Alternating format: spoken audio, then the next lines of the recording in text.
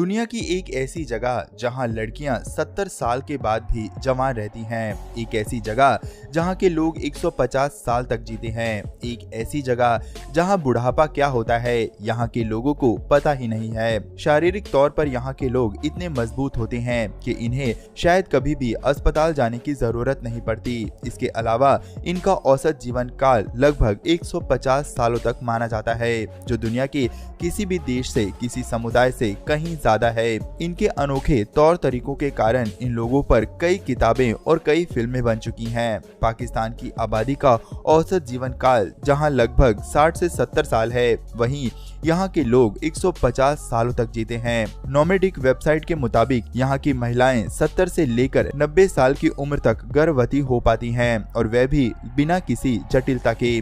वैसे तो इस समुदाय के पूर्वजों के बारे में कोई पक्की जानकारी नहीं है, लेकिन इतिहासकार कई प्रमाण देते हुए कहते हैं कि ये समुदाय ईसा पूर्व 4वीं सदी से है, जिनके पूर्वज ग्रीक प्रशासन सिकंदर और अलेक्जेंडर द ग्रेट थे। यहाँ रह रहे लोग उन्हीं के सैनिक की संतानें हैं जो भारत आए थे, लेकिन कमजोरी या फिर लड़ाई में घायल होने के कारण लौटने की हालत में नहीं रहे। तब सिकंदर की सेना उन्हें यहीं छोड़कर वापस लौट पड़ी। इस समुदाय के लोग अब पाकिस्तान में बसे हुए हैं और मुसलमान धर्म का पालन करते हैं।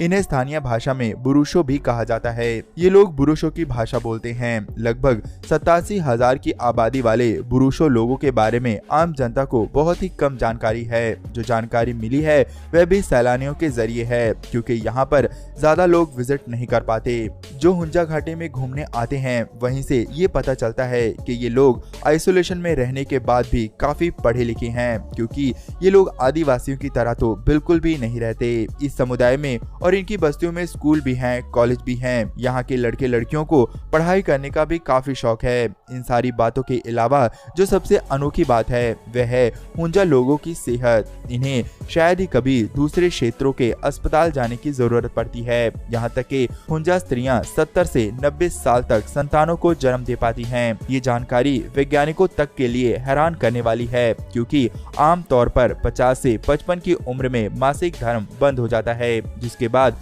मां बन सकने की प्रक्रिया भी रुक जाती है। लेकिन हुंजा महिलाओं का मासिक धर्म बड़ी उम्र तक चलता रहता है। इसकी वजह ढूंढने पर पाया गया कि हुंजाओं का खान पान काफी अलग है। वे पूरी तरह से ऑर्गेनिक खाना खाते हैं। फल सब्जियां उनके भोजन में मुख्य रूप से आती हैं।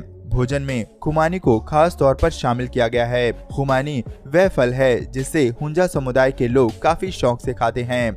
कहते हैं कि इस फल के जूस के सहारे वे कई माह तक जिंदा रह सकते हैं। खुमानी में एक ऐसा तत्व पाया जाता है जो कि कैंसर की बीमारी से लोगों को बचाता है। हुंजा समुदाय का जिक्र किताबों और हॉलीवुड फिल्मों में भी किया जा चुका है। सबसे अनोखी बात यह है कि ये सभी लोगों से कटा होने के कारण भी इतना ज्यादा विकसित है और सबसे ज्यादा रहस्यमय भी है।